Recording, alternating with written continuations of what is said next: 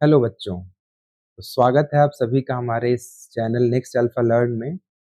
और पिछले वीडियो में जब हम अपने जर्नी की शुरुआत किए हुए थे, तो उसमें हमने क्लास 9th का चैप्टर नंबर 1 कवर किया था और उसमें आपने बहुत प्यार दिया, उसके लिए थैंक यू सो मच। आज हम 1 के सब्सक्राइबर क्रॉस कर रहे हैं, हालाँकि वो तो 1200 से ऊपर है, बट ठीक है, ऐसे ही प्यार देते रहिए और कमेंट करके बताते रहिए जो भी दिक्कतें आपको आती हों। तो आज जो हमारा चैप्टर है वो है क्लास 9th का चैप्टर नंबर 2 जो हम पढ़ने वाले हैं और जिसका नाम है फिजिकल फीचर्स ऑफ इंडिया। चलिए आइए देखते हैं कॉन्सेप्ट्स में क्या-क्या है। तो आज का जो हमारा ऑब्जेक्टिव है, जो हम पढ़ने वाले हैं, जो एजेंडा है वो है माउंटेन्स, फिर हम पढ़ेंगे प्लेन्स, फिर प्लेट्यूज, उसके बाद डेजर्ट कवर करने वाले हैं, फिर कोस्टल प्लेन्स, उसके बाद आइसलैंड्स। ठीक? चलिए देखते हैं क्या है। फर्स्ट ऑफ ऑल ये फिजिकल फीचर्स से क्या कहना है हमारा, और मैं आपको बताना चाहूँगा कि हम लोग इंडियन ज्योग्राफी को कवर कर रहे हैं, ठीक है? तो इंडियन ज्योग्राफी में हम इंडिया के बारे में पढ़ने वाले हैं, इंडिया की ज्योग्राफी क्या है, इंडिया का लोकेशन क्या है, इंडिया में क्या फिजिकल फीचर्स हैं, कौन से माउंटेन्स यहाँ पे ज़्यादा हैं, कौन से प्लेट्यूज़ यहाँ पे ज़्यादा हैं, है ना? कौन सी रिवर कहाँ से ओरिजिनेट होती है, ये बेसिक चीज़ें हम इसमें कवर करने वाले हैं, ठीक? तो ये फिजिकल वर्ड आता कहाँ से है? बेसिकली ये फिजिकल वर्ड का मतलब ही होता है ऐसे फीचर्स जो नेचुरल हों। जैसे माउंटेन्स है तो उसको ह्यूमंस ने नहीं बनाया, उसको किसी ने नहीं बनाया, वो नेचुरली बने। कुछ प्रोसेसेस हुई, इसके बाद वो नेचुरली फॉर्म हुए। अब जैसे रिवर्स हैं, उसको हमने नहीं बनाया, ठीक है? तो इसीलिए फिजिकल और पॉलिटिकल जो वर्ड्स हैं ना, इनको आप अच्छे से ज़रूर समझिए। जो पॉलिटिकल वर्ड है, वो पॉलिटिकल वर्ड क्या है? वो पॉलिटिकली बनाया गया है, यानी किसी ने उसको बनाया होगा। उसके सेट ऑफ रूल्स रेगुलेशंस होंगे। फिजिकल क्या है? कि जहाँ पे हमने चीज़ों को नहीं बनाया, जो नेचुरली चीज़ें बनी हुई हैं। इसीलिए हम पढ़ने वाले हैं फिजिकल फीचर्स ऑफ इंडिया कि इंडिया का जो फिजिकल फीचर्स है वो क्या है। तो first of all, the land of India displays great physical variation. Variation का मतलब क्या? चेंजिंग। ये बदलता रहता है, ठीक? यहाँ पे अगर हम देखें तो जैसे नॉर्दर्न प्लेन्स की आप एग्जांपल लीजिए। आपको बहुत दूर-दूर तक बहुत सारे हिल्स, बहुत सारे माउंटेन्स नहीं दिखने वाले, है ना? बट एक पर्टिकुलर आप रीजन में जब जाएँगे, जैसे उत्तराखंड में आप जाते हैं, आप हिमाचल प्रदेश जाते हैं, आपको उस साइड में पूरा माउंटेनस रीजन ही दिखने वाला है। आप कश्मीर चले जाइए, है ना? तो ये वेरिएशन जो है ना, वो नॉर्थ से साउथ, ईस्ट टू वेस्ट बहुत ज़्यादा है, ठीक? जो फिजिकल फीचर्स इंडिया में बने हुए हैं, इसीलिए ये लिखा हुआ है, the land of India displace great physical variation. उसके बाद कुछ फिजियोग्राफिक डिविजन्स हैं, जैसे आपका जो भारत है, हमारा जो भारत है वो mountains, plains, plateaus, deserts, coastal plains, island, इन चीजों में बटा हुआ है, ठीक? इतनी चीजें यहाँ पर एग्जिस्ट करती हैं नेचुरली, ठीक है? India's physical features perform through geological process over millions of years. Obvious सी बात है, किसी माउंटेन का बनना, किसी माउंटेन रेंज का बनना, है ना? किसी रिवर का बनना या किसी प्लेट्यू का बन जाना, किसी वैली का बन जाना कोई रैंडम प्रोसेस नहीं हो सकता। ये मिलियन ऑफ ईयर्स का प्रोसेस है, जियोलॉजिकल प्रोसेस है, ठीक है? अर्थ के अंदर बहुत सारे ऐसे थर्मल प्रोसेसेस चलते रहते हैं, जिसके बाद ये सारी चीजें यहाँ पे फॉर्म होती हैं और हम उसी को ज्योग्राफी में पढ़ते भी हैं, ठीक? चलिए, अब जैसा कि हमने बात किया था माउंटेन्स के बारे में, ये माउंटेन्स हैं क्या? तो दे आर बेसिकली हाईलैंड्स, ये बहुत ऊंचे होते हैं। दो बातें याद रखिए हमेशा, माउंटेन्स और हिल्स। तो हिल्स क्या है? हिल्स कंपैरेटिवली ये थोड़े छोटे होंगे, माउंटेन्स क्या होंगे इनसे? बहुत ज्यादा बड़े होते हैं, ठीक? तो अभी हम बात करने वाले हैं अब इंडिया के एक माउंटेन की, जिसका नाम है हिमालयन माउंटेन, ठीक है? जिसका नाम है हिमालयाज। हिमालयाज का मतलब क्या होता है भाई? तो हिमालयाज मीन्स, हिम का मतलब ही होता है बर्फ, ठीक है? आलय का मतलब होता है घर, यानी कि हिमालय क्या है? बर्फ का एक टाइप का घर है। इसको हम इंग्लिश में एबॉर्ड ऑफ स्नो भी बोलते हैं, एबॉर्ड ऑफ स्नो भी बोलते हैं, ठीक है? Himalaya is also known as abode of snow, ठीक? It stretch from Indus to Brahmaputra. हमेशा जब आप इंडिया का मैप देखिए, एक बात मैं हर क्लास में कहता हूँ कि जब आप इंडियन ज्योग्राफी पढ़ने बैठिए, आप या कोई भी ज्योग्राफी पढ़ने बैठिए, आप मैप लेके, जो भी उसके लिए रिस्पेक्टिव मैप है वो लेके जरूर बैठिए। क्यों? क्योंकि जब आप इंडिया, अब जैसे मैंने बोला Indus to Brahmaputra, then you have to assume कि इंडस कहाँ है, ब्रह्मपुत्र कहाँ है। तो आपके पास जब मैप का, और चूंकि आप क्लास 9th के स्टूडेंट हो, तो आपके पास एक मैप का बेसिक, बहुत एडवांस नहीं भी, बेसिक तो जरूर क्लियर होना चाहिए, ठीक है। तो ये स्ट्रेच कहाँ से, एक अच्छी अंडरस्टैंडिंग बनाने के लिए, तो स्ट्रेच कहाँ से होगा, इंडस से ब्रह्मपुत्र तक। फिर आते हैं वर्ल्ड्स हाईएस्ट माउंटेन रेंज।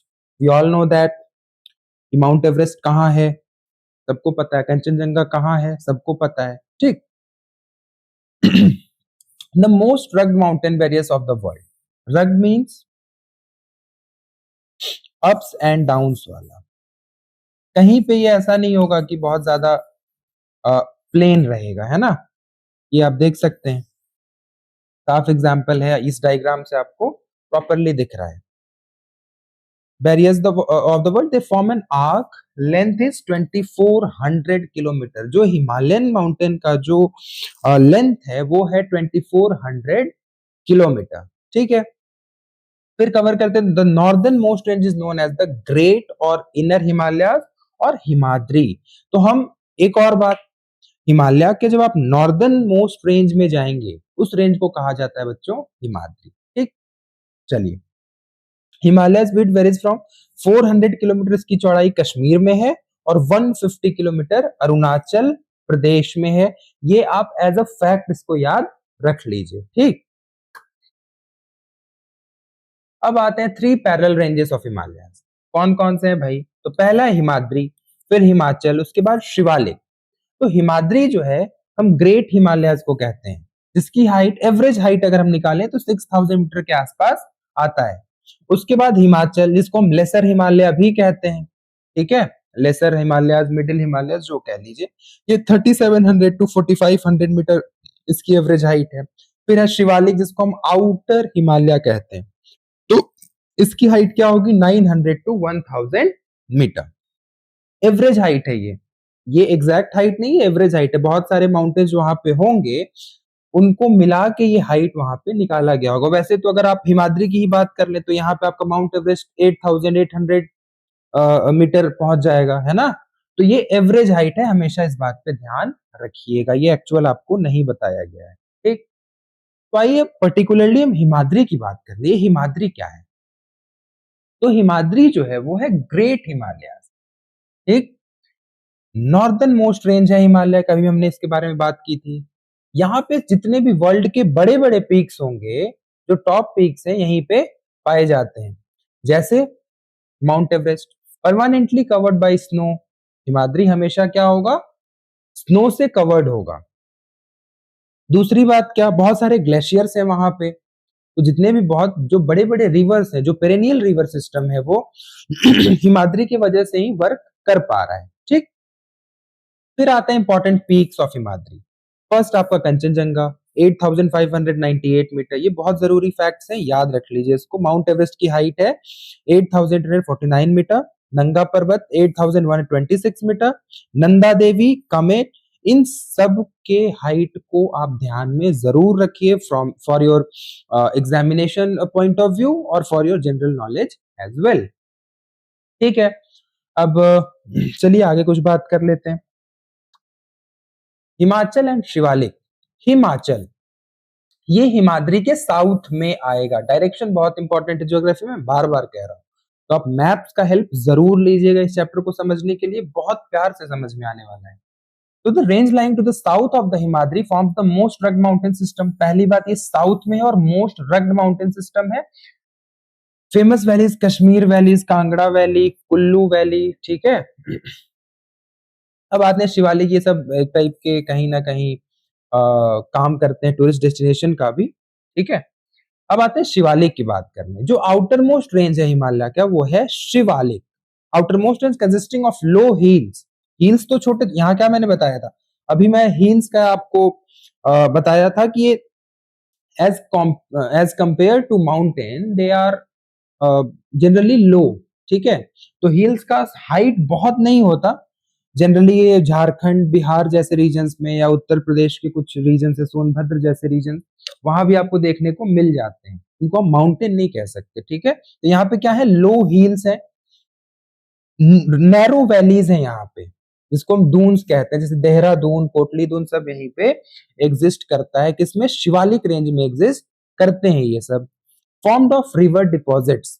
बच्चों होता क्या है कि जब नदियां अपने ओरिजिन से आगे आती हैं तो वो क्या करती हैं, धीरे धीरे आते आते अपने जर्नी के दौरान ढेर सारे सेडिमेंट्स को, ढेर सारे ऐसे चीजों को लेके आती हैं, ढेर सारे सेडिमेंट्स को वो लेकर के आती हैं और एक जगह पे लाके उसको डिपॉजिट करती है। उन्हीं को हम बोलते हैं डिपॉजिट्स। ये किससे बना हुआ है, डिपॉजिट से बना हुआ है।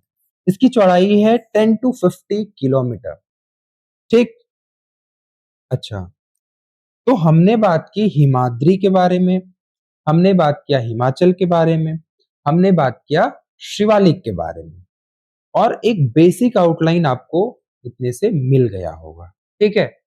चलिए, Himalayan ranges are Karakoram range, Ladakh range, Zanskar range, great Himalayas, Pir Panjal, Dhauladhar range, है ना, शिवालिक रेंज, ये सब क्या है, हिमालय के इंपॉर्टेंट रेंजेस हैं जिन पे आपको ध्यान देना बहुत जरूरी हो जाता है। आप स्क्रीनशॉट भी ले सकते हैं अगर आप चाहें।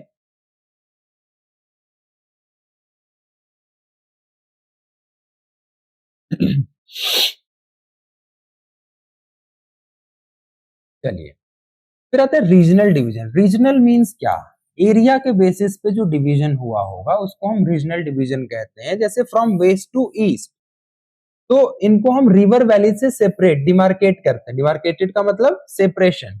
तो क्या सेपरेशन है भाई, Punjab Himalaya between Indus and Sutlej, Kumaon Himalaya between Sutlej and Kali, ठीक है।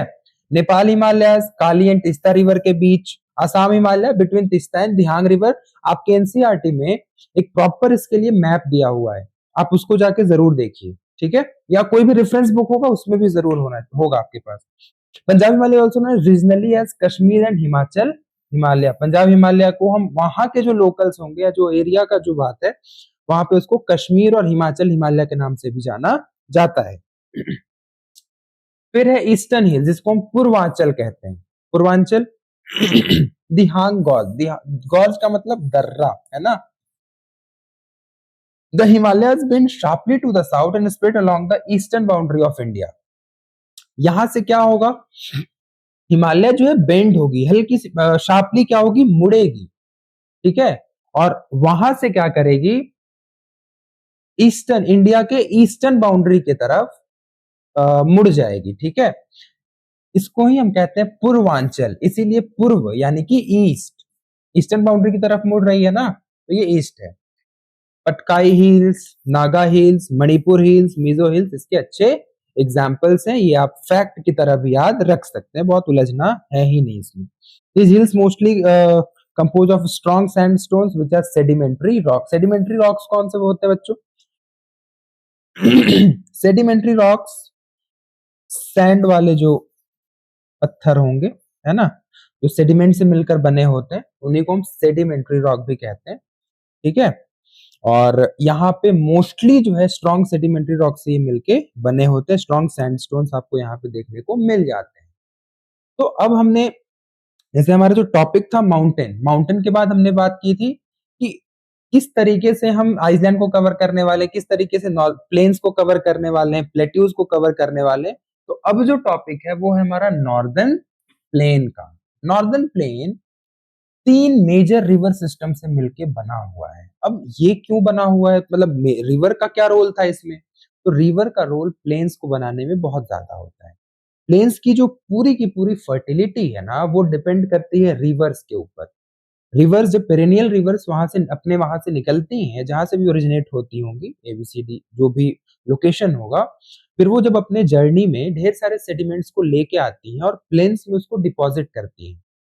और वही जो डिपॉजिट्स है ना, वो इन प्लेन्स को बहुत ज्यादा फर्टाइल बनाते हैं, ठीक है। यहाँ की मिट्टी, यहाँ पे क्या लेके आते हैं, एलुवियम, ठीक है। और आप सब जानते होंगे, शायद 9th क्लास के लेवल पे तो जरूर जानते होंगे कि alluvial soil is the most fertile soil, ठीक है। तो इसीलिए हम कहे कि इंडस, गंगा एंड ब्रह्मपुत्र जो है वो, और अपनी ट्रिब्यूटरीज के साथ, ठीक है। ट्रिब्यूटरीज मीन्स जो नदियां सहायक नदियां होती हैं, जो आके हेल्प करती हैं नदियों को अपने बड़े रूप में आने के लिए, ठीक है। This plain is formed of alluvial soil and highly fertile plain, अभी हमने जाना। Spreads over an area of 7 lakh square kilometre. 7 lakh square kilometre में आपका नॉर्दर्न प्लेन क्या हुआ है, फैला हुआ है। Plain being about 2400 kilometre long and 240 to 320 kilometre broad. 2400 kilometre लंबा एंड 240 टू 320 किलोमीटर ब्रॉड, यानी कि चौड़ा। ये कुछ बेसिक्स थी and it is agriculturally a productive part of India. इसीलिए क्या होता है कि जब कोई भी लोकेशन एग्रीकल्चरली प्रोडक्टिव रहेगा तो वहां पे पॉपुलेशन हमेशा ज्यादा होगा। जैसे जितनी भी इंपॉर्टेंट या मेजर सिटीज आपको देखने को मिलती हैं वो बेसिकली रिवर बैंक्स पे ही मिलेंगी। और जो सिविलाइजेशंस भी थे पहले के, वो रिवर बैंक्स पे रहते थे। इंडस वैली का नाम ही उसी पे पड़ा क्योंकि वो इंडस रिवर के सराउंडिंग था। इसीलिए क्या होता है कि जो प्लेन्स बने होते हैं वो रिवर सिस्टम से मिलके बने होते हैं। और ये इंडस हो, गंगा हो, ब्रह्मपुत्र हो, इनका बहुत बड़ा रोल है हमारे लिए, पर्टिकुलरली इंडिया के लिए, ठीक है। Majuli in the Brahmaputra river, Brahmaputra में माजुली जो है वो रिवराइन आइलैंड है। वर्ल्ड का सबसे बड़ा रिवराइन आइलैंड कौन सा है, माजुली। फैक्ट की तरह जरूर याद रखिए, ये सब फैक्ट्स हैं जो आज ही नहीं, क्लास 9th का एग्जाम तो बहुत इजी होता है। जब आप आगे भी कोई कॉम्पिटिटिव एग्जाम फेस करेंगे या फिर आपके लेवल पे, तो आपको जरूर ही जानना चाहिए, ठीक। बाद में क्यों रटना, अभी से ही क्लैरिटी होनी चाहिए कॉन्सेप्ट्स की। नॉर्दर्न प्लेन्स का डिवीजन कैसे है, किस तरीके से ये डिवाइडेड है। डिवाइडेड इन 3 सेक्शंस, पंजाब, फिर है गंगा प्लेन्स, फिर है ब्रह्मपुत्र प्लेन्स। पंजाब प्लेन्स इंडस और उसके ट्रिब्यूटरीज से मिलकर पंजाब प्लेन बना हुआ है। It generally lies in Pakistan, जो इसका मेजर पोर्शन है वो पाकिस्तान में है। गंगा प्लेन्स घग्गर और तीस्ता रिवर के बीच तक एक्सटेंडेड है। Over north India in Haryana, Delhi, UP, Bihar, we all know that कि गंगा जो है जहां जहां पे स्प्रेड होंगी वहां वहां गंगा प्लेन बनेगा। ये ऑब्वियस सी बात है, गंगा रिवर की जो जर्नी है जब आप वो पूरी देख लेंगे आपको ये समझ में आ जाएगा। फिर आता है Brahmaputra plain lies in east, particularly in Assam. तो ब्रह्मपुत्र प्लेन का जो मेजर पोर्शन है वो आसाम में एग्जिस्ट करता है। और ये आप जिस तरीके से डायग्राम मैंने यहाँ दे दिया है जरूर इस पे फोकस करिएगा। ये गंगा प्लेन, ये ब्रह्मपुत्र प्लेन, सॉरी, ये है आपका ब्रह्मपुत्र और ये पंजाब हरियाणा प्लेन, ये पूरा जो ऑरेंज कलर से, तो इस बात को ध्यान में रखते हुए आगे बढ़ते रहिए। पंजाब प्लेन्स यानी western part, the section of plain is dominated by the doabs. चलिए, ये भी एक फैक्ट है। फिर आता है relief features of northern plain. It divided into 4 region. अब ये जो रिलीफ फीचर्स है ये हमें बताने वाली हैं कि किस तरीके से, जैसे जो रिवर्स है ना, वो बहुत सिंपल सी बात है कि ये पेबल्स को लेके आती हैं और उसको एक जगह पे डिपॉजिट करती हैं। वहां पे क्या होगा, ये नदियां कंप्लीटली गायब हो जाती हैं कुछ देर के लिए। और जब वहां पे ये गायब होंगी और तो इन रीजन्स को ही हम भब्बर रीजन कहते हैं। All the stream disappear in the Bhabar belt. फिर क्या होगा, फिर रिवर वहां पे रीमर्ज होगा, एक ऐसा जो है प्लेस आएगा, एक ऐसा जगह आने वाला है जहां पे रिवर फिर से क्या होगा, री इमर्ज होगा, फिर से दिखना शुरू होगा। और उसी रीजन को हम कहते हैं तराई। जनरली ये क्या होते हैं, स्वैम्पी एंड मार्शी होते हैं, थोड़े वेट होते हैं, नमी वाले होते हैं, ठीक है। दुधवा नेशनल पार्क वहीं पे लोकेटेड है, इसको तो एज अ फैक्ट आप याद रख लीजिए, ठीक है। Deposit pebbles in a narrow belt about 8 to 16 kilometre in width, lying parallel to the slopes of the Shivalik. ये जो भव्वर है वो किसके पैरेलल है, शिवालिक के पैरेलल है। मैंने समझाया कि भव्वर क्या है, ये माउंटेन का डिपॉजिट है, छोटे छोटे पेबल्स आप जानते होंगे, ठीक है। फिर आता है भंगार। Largest part of northern plane is formed in older alluvium. ये एलुवियम वाला पोर्शन है, ठीक है। ये बहुत पुरानी मिट्टी होती है। This region contains calcareous deposits locally known as कंकड़, हम इन्हीं को कंकड़ भी कहते हैं, ठीक। चलिए, उपज के लिए बहुत जरूरी है। फिर आता है खदर रीजन। खदर क्या, it is a newer younger deposit of, अभी मैंने बताया था कि ये जो भंगार होता है ये क्या है, ओल्ड। इसको हम ऐसे हिंदी में बड़े अच्छे से देखें तो इसको हम जलोढ़ मिट्टी भी कहते हैं, पुरानी जलोढ़ मिट्टी। ये क्या है भाई, ये फ्लड्स, जनरली ये फ्लड्स के द्वारा लाए जाते हैं। खदर जो है वो यंगर डिपॉजिट है, ये भी फ्लड प्लेन से ही बने होते हैं। They are fertile, thus ideal for intensive agriculture, agriculture के लिए आइडल होते हैं, ठीक होते हैं, सुटेबल होते हैं बेसिकली। अब आते हैं प्लेट्यूज की बात। प्लेट्यूज जनरली यार हम कह सकते हैं इनको कि टेबल लैंड है, means table lands. Table lands क्यों है, जनरली ये फ्लोर की तरह काम करते हैं। अगर इंडिया एक तरीके से अगर हम देखें, मान लीजिए कोई घर होता तो वहां पे एक तरीके से उसके फ्लोर हैं बहुत पुराने पुराने, ठीक है। ऊपर जाएंगे आप तो बहुत ज्यादा रफनेस देखने को नहीं मिलता है, बहुत ज्यादा अप्स एंड डाउन्स नहीं मिलते। ऊपर ये जनरली प्लेन होते, जनरली मैं वर्ड यूज कर रहा हूँ, और बाकी अलग अलग फीचर्स हैं इनके अलग अलग प्लेट्यूज के। Peninsular plateau is a table land compose of old crystalline, igneous and metamorphic rock. ठीक है, तीन टाइप के रॉक से ये बना हुआ है, crystalline, igneous and metamorphic rock से बना हुआ है ये मिलके। It was form due to the breaking and drifting of the Gondwana land. Gondwana land के टूटने से, ड्रिफ्टिंग से एंड ब्रेकिंग से ये फॉर्म हुआ। Plateau has broad and shallow valleys and rounded hills. Plateau के पास क्या है, बहुत सारे शैलो वैलीज हैं और बहुत राउंडेड हिल्स भी हैं, ठीक है। It has two division, central highland and Deccan plateau. जैसे ये सब तो थियोरेटिकल पार्ट्स हैं, जब आप इंडिया के मैप में कुछ यहाँ पे जाएंगे ना तो आपको ये दोनों चीजें मिलेंगी। सेंटर में तो आपका पूरा सेंट्रल हाईलैंड आएगा, ठीक है, और इस तरफ जो पोर्शन होगा इसको हम बोलते हैं पेनिनसुला। तो यहाँ पे जो प्लेट्यूज होंगे उन्हीं को हम पेनिनसुलर प्लेट्यू कहना शुरू करते हैं, पेनिनसुलर प्लेट्यू। तो इसीलिए ये दोनों किसमें डिवाइडेड है, सेंट्रल हाईलैंड्स में और डेक्कन प्लेट्यू में। सेंट्रल हाईलैंड नर्मदा रिवर के यहाँ देखिए, बहुत अच्छा, बहुत ज्यादा थियोरेटिकल पार्ट को आप पढ़ लीजिए, वैसे मैं यहाँ समझाता हूँ आपको। जैसे भी मैं बता रहा था कि यहाँ पे क्या है, सेंट्रल हाईलैंड है, ठीक है। ये जो सेंटर वाला पोर्शन है जो मिडिल में है इंडिया के मैप पे, जब आप बीच में आएंगे, अब ये क्या है, आपका डेक्कन प्लेट्यू है, इन्वर्टेड ट्रायंगल के शेप में ये होता है। ये आपकी नर्मदा रिवर है, peninsular plateau lying to the north of Narmada river. ये नर्मदा रिवर है, ये आपका सेंट्रल हाईलैंड है, covering a major area of the Malwa plateau known as central highland. Central highland कहां पर है, मालवा प्लेट्यू का एक हिस्सा है ये, ठीक है, आपका जो सेंट्रल हाईलैंड है। फिर Aravalli range is north west, Vindhya range in south. Aravalli north west में कौन सी रेंज आएगी, अरावली आएगी, और साउथ में कौन सी रेंज आएगी, विंध्य रेंज आएगी। Eastward extension of this plateau are locally known as the Bundelkhand and Baghelkhand. अब जब ये प्लेटू जो है वो कहा ईस्ट की तरफ एक्सटेंड होगी, ईस्ट की तरफ बढ़ेगी, तो उसको हम कहेंगे बुंदेलखंड प्लेटू और बघेलखंड प्लेटू। हालांकि ये पूरा डायग्राम यहाँ है भी नहीं। Chota Nagpur plateau marks the further eastward extension drained by Damodar.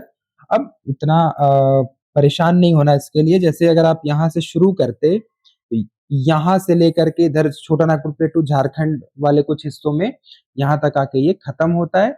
Damodar river यहाँ पे ड्रेन होती है। Important rivers are Chambal, Betwa, Ken and Sindh.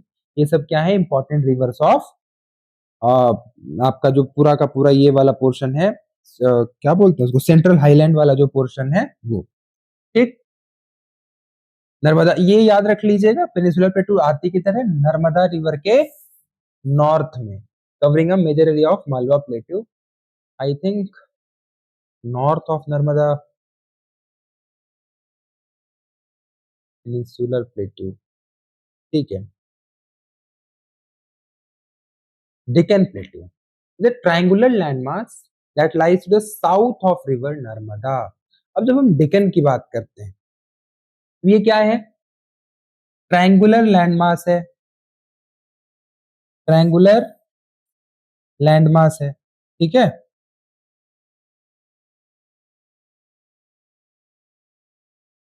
और इन्वर्टेड है, नर्मदा के साउथ में है। ठीक।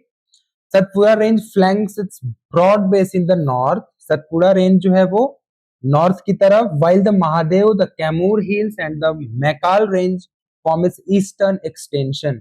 अब इस बात को ध्यान में रखिए कि जैसे, हालांकि यहाँ पे देना चाहिए था, अभी मैं बताया भी था कि छोटा नागपुर प्लेटू यहाँ, ये आपका डेक्कन प्लेटू, ठीक है, ये सतपुरा, तो ईस्ट, ये हमारा कौन सा डायरेक्शन होगा, ईस्ट होगा। ठीक है, the Deccan plateau is higher in the west and slope gently eastward. ये क्या होगा, डेक्कन प्लेटू जो है वो वेस्ट में क्या है, हायर है, जब नीचे आते जाएंगे तो ईस्टवर्ड की तरफ क्या होगा, ये कम होते जाएंगे, थोड़ा सा ये छोटा होता, स्लोप जो है उसका कम होता जाएगा। इसे कुछ पीक्स याद रख लीजिए, जैसे अनाई मुडी 2695 मीटर, डोडा बेटा 2637 मीटर। ठीक है, और उसके बाद western Ghats and eastern Ghats are edges of Deccan plateau, बहुत कॉमन चीजें हैं ये। ईस्टर्न घाट्स ये देख लीजिए, और ये है आपका वेस्टर्न घाट। ईस्टर्न घाट जो है वो ये एजेस पे आने वाला है, ये वेस्ट है तो ये क्या है, वेस्टर्न घाट है। ठीक है। उसके बाद peninsular plateau in the black soil are known as Deccan trap. अब जो पेनिनसुलर प्लेटू है, जो ब्लैक सॉइल में जो है वो, जहां पे जो ब्लैक सॉइल बहुत ज्यादा है उसको हम बोलते हैं डेक्कन ट्रैप। यहाँ पे डेसियन लिख दिया गया है, एक्चुअली वो डेक्कन है। ठीक है,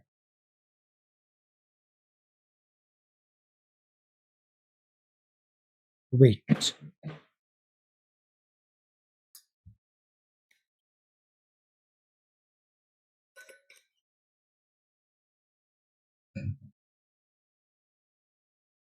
ओके, सॉरी। सो हम बात करते हैं वेस्टर्न एंड ईस्टर्न घाट्स की। तो वेस्टर्न घाट्स और ईस्टर्न घाट्स जो है वो दो बातें हैं, जैसे मैप तो यहाँ है नहीं, खैर, जो घाट्स इस तरफ आएंगी ना वो वेस्टर्न घाट्स होंगी, और जो इधर आएंगी वो ईस्टर्न घाट्स होंगी। एक रफ आउटलाइन से आप समझ लीजिए। तो वेस्टर्न घाट जो है वो क्या है, ज्यादातर कॉन्टिन्यूअस है। ईस्टर्न घाट्स में क्या होगा, डिसकंटिन्यूटी ज्यादा होगी। यहाँ पे जो माउंटेन, ये वेस्टर्न घाट क्या है, ज्यादा बड़ा है, और ईस्टर्न घाट क्या है, छोटा है। वेस्टर्न घाट्स में रेनफॉल बहुत होता है, ईस्टर्न घाट्स में रेनफॉल कम होता है। वेस्टर्न घाट का साइज जो एवरेज 900 टू 1600 मीटर है, और ईस्टर्न घाट जो है वो एवरेज 6000 मीटर तक ही है। ठीक है। हाईएस्ट पीक इज महेंद्रगिरी, जिसको हम ईस्टर्न घाट कहते हैं। मतलब ईस्टर्न घाट का सबसे बड़ा पिक कौन सा है, महेंद्रगिरी है। Highest peak of western Ghat include the Anaimudi 2695, याद रख लीजिए ये वेस्टर्न घाट का क्या है, हाईएस्ट पीक है। And Doddabetta 2637 metre. उसके बाद eastern Ghats are discontinuous and irregular and dissected by rivers running into the Bay of Bengal. Eastern Ghat क्या है, डिसकंटिन्यूअस है। ठीक है, और अभी मैंने बताया था इरेगुलर भी है। ठीक, और यहाँ के जनरली जो रिवर्स है वो कहाँ जाके ड्रेन होंगी, बे ऑफ बंगाल में।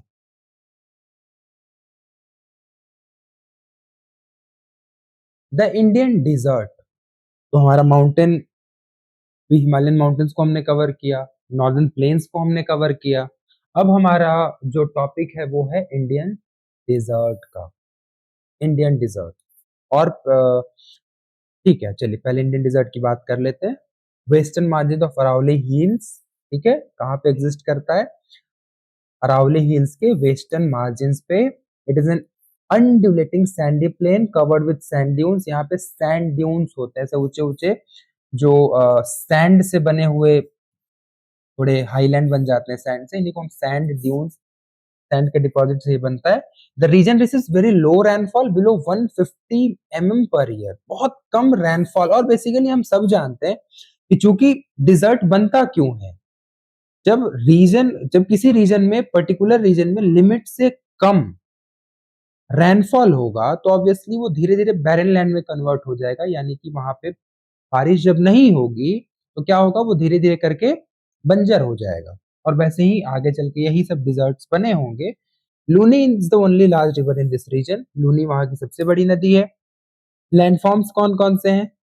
बर्चन्स, sparse xerophytic vegetation like thorny bushes, acacia, cactus, है ना, डोमिनेट्स द लैंड। अब यहाँ पे क्या होगा कि ऐसे प्लांट्स हो जो डिजर्ट वाले रीजन में सरवाइव कर पाए। सारे प्लांट्स डिजर्ट वाले रीजन में सरवाइव नहीं कर सकते। जैसे कैक्टस है, बबूल का पेड़ हो गया, है ना, ये सब वहां पे क्या करते हैं? डोमिनेट करते हैं। फिर कोस्टल प्लेन्स, कोस्टल प्लेन्स, अब कोस्ट का मतलब क्या होता है? कोस्ट का मतलब ही होगा किनारा, है ना। तो ऐसे प्लेन्स जो कोस्ट पे हो वो प्लेन्स कौन से होंगे? कोस्टल प्लेन्स होंगे। There narrow stretches of lowlands along with the along the Arabian Sea in the west and Bay of Bengal in the east। India के मैप पे जब आप देखेंगे तो ये इन दोनों पोर्शन की बात की जा रही है, ठीक है। चलिए, it consist of 3 sections. The northern part of the coast is called the Konkan, यानी कि मुंबई, गोवा, है ना, ये नॉर्दर्न पार्ट की बात थी। फिर आता है central stretch is called the Kannada plain, ठीक। The southern stretch is referred to as Malabar coast. Eastern coastal plain are northern Circars and Coromandel coast. चलिए, चिलिका, ये फैक्ट की तरह याद रख लीजिए। Chilika lake is the largest saltwater lake in India. It lies in state of Odisha to the south of Mahanadi Delta। फिर आते हैं eastern and western coastal plane. Eastern coastal plane और वेस्टर्न कोस्टल प्लेन का location क्या है?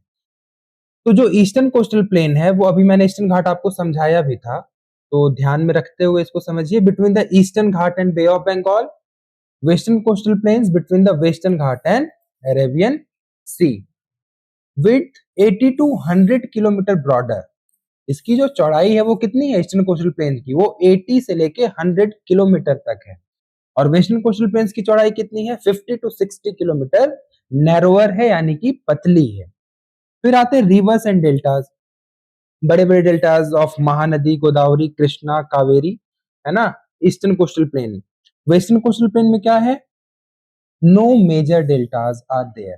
Narrow estuaries, estuaries वहां पे बनता है जहां पे बे बनता है उसके पहले एस्चुअरीज बनती हैं, ठीक है। अब आइए agriculture, rice cultivation. Eastern coastal plain में क्या होगा? राइस कल्टीवेशन ज्यादा होता है, सॉइल वहां का फर्टाइल है। वेस्टर्न कोस्टल प्लेन में क्या होगा? Coconut, spices, cash crop. Cash crops ऐसे क्रॉप्स होंगे जिनको बेसिकली हम बेचने के लिए या बिजनेस पर्पज से ये करते हैं। चलिए, एग्जाम्पल्स, कोरोमंडल कोस्ट, नॉर्दर्न सरकार, ये ईस्टर्न कोस्टल प्लेन के एग्जाम्पल्स हुए। और वेस्टर्न कोस्टल प्लेन के एग्जाम्पल है कोंकण कोस्ट और मालाबार कोस्ट, ठीक। ये देखिए आपका नॉर्दर्न सरकार है, थोड़ा थोड़ा ये भी देख ही लेते हैं। ये तमिलनाडु प्लेन्स को यहाँ पे हाईलाइट किया गया, ठीक है। ये आपका कोरोमंडल कोस्ट हो गया। तो ईस्टर्न कोस्टल प्लेन और वेस्टर्न कोस्टल प्लेन में इस साइड और इस साइड आप इसको अलग अलग कर लीजिए, ठीक है। तो इस साइड वाले कौन से प्लेन्स होंगे? वेस्टर्न कोस्टल प्लेन, सॉरी, हाँ, वेस्टर्न कोस्टल प्लेन। और इधर वाले होंगे आपके ईस्टर्न कोस्टल प्लेन, ठीक है। जो जो चीजें आप स्क्रीनशॉट भी ले सकते हैं इसका, बहुत हेल्पफुल रहेगा आपके लिए ये, ठीक। चलिए, फिर यहां तक बात करने के बाद, माउंटेन्स को कवर करने के बाद, प्लेन्स को कवर करने के बाद, प्लेट्यूज को कवर करने के बाद, अब हम पहुंचने वाले हैं आइसलैंड पे। आइसलैंड्स पे जो है हम पहुंच चुके हैं। और हमारा जो इंडिया है वहां पे दो मेजर आइसलैंड ग्रुप्स हैं। पहला है अंडमान एंड निकोबार आइसलैंड, दूसरा है लक्षद्वीप। और ये आइसलैंड ग्रुप्स हैं, ये नाम बस एक है, यहाँ पे बहुत सारे आइसलैंड्स हैं। हालांकि ये लाई करता है, इसका लोकेशन बे ऑफ बंगाल में है, लोकेटेड 1200 किलोमीटर, मेनलैंड से 1200 किलोमीटर ये दूर है। Rich in forest, coral reefs and marine life, obviously, क्योंकि ये पूरे क्या है, हर तरफ से वाटर से घिरा हुआ है, सीप से घिरा हुआ है, तो ऑब्वियसली मैरीन लाइफ तो वहां रहेगी। मैरीन वर्ड मैंने पिछले लेक्चर में बताया था कि मैरीन वर्ड अगर आ रहा है तो बात वहां पर ओशियंस की हो रही होगी या सीज की हो रही होगी, है ना। ठीक, कोरल रीफ्स अभी मैं आगे वैसे समझा दूंगा, लेकिन ये वैसे कोरल पॉलिप्स, कोरल पॉलिप्स नाम के स्पीसीज से ये कोरल रीफ्स बनते हैं। आगे मैं बताऊंगा कि किस तरीके से वो कैल्शियम कार्बोनेट का कॉन्सेप्ट यहाँ पे लगता है उनका। ठीक है, they are also home to indigenous tribes, बहुत जो स्वदेशी जो भारत के बहुत सारे ट्राइब्स भी अंडमान एंड निकोबार आइलैंड में एग्जिस्ट करते हैं, यहाँ पे रहते हैं। इस island host a major naval and air force base, यहाँ पर हमारी नेवी की और एयरफोर्स की बड़ी बड़ी बेसेस यहाँ पर हैं, giving a commanding position over the busy Malacca strait. अभी आपने सुना होगा स्ट्रेट ऑफ हॉर्मुज के बारे में, है ना, तो वैसे ये मलाका स्ट्रेट है। ठीक है, चलिए, India's only active volcano is found in Barren island Andaman and Nicobar group of island. याद रखिएगा, यहाँ पे एक बैरन आइलैंड है। बैरन का मतलब क्या होता है, बंजर, है ना। तो बैरन आइलैंड में एक क्या एग्जिस्ट करता है, एक्टिव वोल्केनो एग्जिस्ट करता है। ठीक है, Lakshadweep island group lying close to Malabar coast of Kerala. Kerala के मालाबार कोस्ट पे लक्षद्वीप आइलैंड ग्रुप एग्जिस्ट करता है। और दिस ग्रुप ऑफ 36 आइलैंड, अभी मैंने बताया था, compose of small coral island, ये कोरल से बने हुए आइलैंड है। It covers small area of 32 square kilometre, बहुत बड़ा नहीं है लक्षद्वीप, 32 स्क्वायर किलोमीटर का आइलैंड है। Kavaratti island is the administrative headquarter of Lakshadweep, Kavaratti. With coconut cultivation, fishing and eco tourism as the main activities, यहाँ पे लोग घूमने वूमने भी जाया करते हैं। कोकोनट की खेती बहुत होती है और फिशिंग बहुत होता है। Earlier they were known as Laccadive, है ना, Minicoy and Amindivi. In 1973 these were named as Lakshadweep. 1973 में इसको चेंज किया गया, इसको भी आप एज अ फैक्ट याद रख लीजिए, बहुत उलझने का मैटर ये भी नहीं है।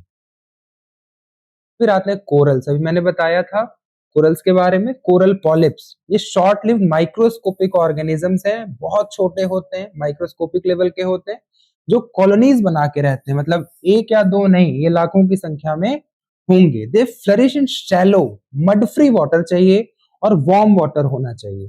ठीक है, दे सीक्रेट कैल्शियम कार्बोनेट, यहीं पे हमें पहुंचना था। ये जो ऑर्गेनिजम्स है ना, इनसे कैल्शियम कार्बोनेट सेक्रेट होता है। और यही जो सेक्रेशन है, जो coral secretion, their skeletons from coral deposits in the form of reefs. They are mainly of three kinds, barrier reef, fringing reef and atolls. ठीक है, तो यही क्या करते हैं, कोरल रीफ्स का फॉर्मेशन करते हैं। यही जो कैल्शियम कार्बोनेट है, इसी से ये होता है। The great barrier reef of Australia is a, और ये याद रख लीजिएगा कि जो इसके टाइप्स हैं, बैरियर रीफ है, फ्रिंजिंग रीफ एंड एटॉल्स हैं। ये फैक्ट की तरह भी आप याद रख सकते हैं। फिर the great barrier reef of Australia is a good example of the first kind of coral reef. Great barrier reef of Australia, great barrier reef of Australia first kind of coral reef का example है। ठीक, अब सारे topics को cover करने के बाद हमारे पास कुछ क्वेश्चंस हैं जो आपको एग्जाम पॉइंट ऑफ व्यू से भी बहुत जरूरी हैं और आपके अंडरस्टैंडिंग के पर्सपेक्टिव से भी बहुत जरूरी हैं। पहला है explain the three parallel ranges, जो हमने अभी पढ़ा था, शायद आप बिना देखे इसको कर पाएंगे अब। हिमाद्री, ग्रेट हिमालयाज, जो northern most and highest range है, इसका एवरेज हाइट मैंने बताया था 6000 मीटर है। फिर हिमाचल, जो लेसर हिमालय या मिडिल हिमालय है, हिमाद्री के साउथ में आता है। कुछ फेमस वैलीज हैं जैसे Kashmir, Kullu and Kangra. Shivalik, outer most range with altitude means height of 900 to 1100 metre, found by river deposit. Basically Shivalik किससे बना हुआ है, रिवर डिपॉजिट से बना हुआ है। This ranges run parallel from west to east, ये रेंजेस वेस्ट से ईस्ट पैरेलली क्या करते हैं, चलते हैं, and form India's northern boundary, India का नॉर्दर्न बाउंड्री भी ये बनाते हैं। चलिए, नेक्स्ट क्वेश्चन क्या है भाई, डिफरेंशिएट बिटवीन भंगार एंड अदर। भंगार क्या है, अभी मैंने बताया था टॉपिक पढ़ाते समय कि ये ओल्ड एलुवियम है, मतलब पुरानी मिट्टी होगी ये। खदर क्या है, न्यू एलुवियम। भंगार फाउंड एबव फ्लड प्लेन्स, जो बाढ़ वाली जो जमीन होते हैं, जो फ्लड प्लेन्स होते हैं, नदियां क्या होती हैं, बाढ़ लेकर के आती हैं तो डिपॉजिट करती हैं, तो वो जो फ्लड प्लेन्स है उसके ऊपर ये अबव आते हैं और ये क्या होते हैं, फ्लड प्लेन्स में ही होते हैं। भंगार वाले रीजन लेस फर्टाइल होंगे, यहाँ पे फर्टिलिटी कम होती है यहाँ की मिट्टी की, यहाँ पे खदर वाले रीजन में फर्टिलिटी ज्यादा होती है। कंटेन्स कंकर deposits renewed every year by flood, क्योंकि खदर में क्या होता है भाई, जहां फ्लड आएगा वहां पे रिन्यू तो हर साल होता रहेगा, कॉमन सेंस की बात। Why is the Peninsular Plateau called the storehouse of mineral? ये बड़ा इंपॉर्टेंट क्वेश्चन है। Store house of the mineral, peninsular प्लेटू store house of the mineral है क्योंकि पहली बात ये बहुत पुराने क्रिस्टेलाइन रॉक से मिलके बना हुआ है, अभी मैंने बताया था आपको। पेनिनसुलर प्लेट्यूज में क्या है कि जो आयरन ओर है, कोल है, मैंगनीज है, जैसे माइका है, तो जो इंपॉर्टेंट मिनरल्स हैं जो बहुत जरूरी हैं, जो इंपॉर्टेंट रॉक्स हैं जो बहुत जरूरी हैं, वो यहाँ पे पाए जाते हैं। जैसे आप छोटा नागपुर प्लेट्यू ले लीजिए, पूरा वो कोल से ही भरा हुआ है। Most minerals based industries are located here, बहुत सारे मिनरल बेस्ड इंडस्ट्रीज यहाँ पे लोकेटेड हैं। These minerals support industrial development India, we all know that. जैसे बहुत अच्छा एग्जांपल है टाटा स्टील, किस पे काम, किसके हेल्प से काम कर पा रहा है, because of peninsular plateau. Hence peninsular plateau is called the store house of minerals. ठीक है। Why are the major physiographic division, sorry, what are the major physiographic divisions of India? तो ये तो हमने एजेंडा में ही कवर किया था, Himalayan mountains 6 major physiographic divisions हैं। फर्स्ट में हमने कवर भी किया हिमालयन माउंटेन्स को, फिर नॉर्दर्न प्लेन्स को कवर किया, फिर पेनिनसुलर प्लेटू, फिर इंडियन डिजर्ट को, फिर कोस्टल प्लेन्स को, उसके बाद आइलैंड्स को भी कवर कर लिया। Why are the northern plains important for India? Because first of all सबसे जरूरी बात ही है नॉर्दर्न प्लेन्स के लिए कि वो फर्टाइल एलुवियल सॉइल है यहाँ पे, तो ऑब्वियस सी बात है पॉपुलेशन ज्यादा एग्जिस्ट कर पाएगी, आसानी से रह पाएगी, वाटर का प्रॉब्लम नहीं होगा। Water is available from perennial, क्योंकि यहाँ पे रिवर्स पेरेनियल हैं। याद रखिए रिवर्स दो टाइप की होती हैं, इंडिया में दो टाइप की रिवर फ्लो कर रही है, पहला है पेरेनियल, दूसरा है नॉन पेरेनियल। तो ये पूरे साल, होल ईयर क्या होंगी, बहते रहेंगी। कभी जैसे गंगा है, जैसे यमुना है ना, तो ये सब कभी क्या होती, सूखती नहीं है।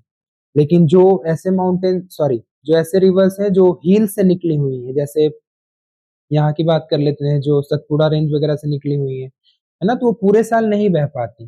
दैट इज वाई इनको हम नॉन पेरेनियल भी कहते हैं। The climate is favourable for agriculture, we all know that. They support a large population and food production, that is why northern plains are important for India. चलिए तो आज का जो हमारा क्लास नाइन्थ का ज्योग्राफी का सेकेंड चैप्टर था वो खत्म हो गया। और जैसे आप सपोर्ट बना रहे हैं वैसे ही सपोर्ट जरूर बनाए रखिए, आगे आपको ऐसे ही वीडियोस मिलते रहेंगे, पूरी प्लेलिस्ट मिलने वाली है, बिल्कुल रिलैक्स रहिए उसके लिए। और सबसे बड़ी बात कि लाइक कीजिए, सब्सक्राइब कीजिए और कमेंट कीजिए। जो भी दिक्कतें हो, डाउट्स हो, प्रॉब्लम्स हो, आके जरूर बताइए कमेंट सेक्शन में। एंड चलिए मिलते हैं नेक्स्ट वीडियो में। Thank you so much.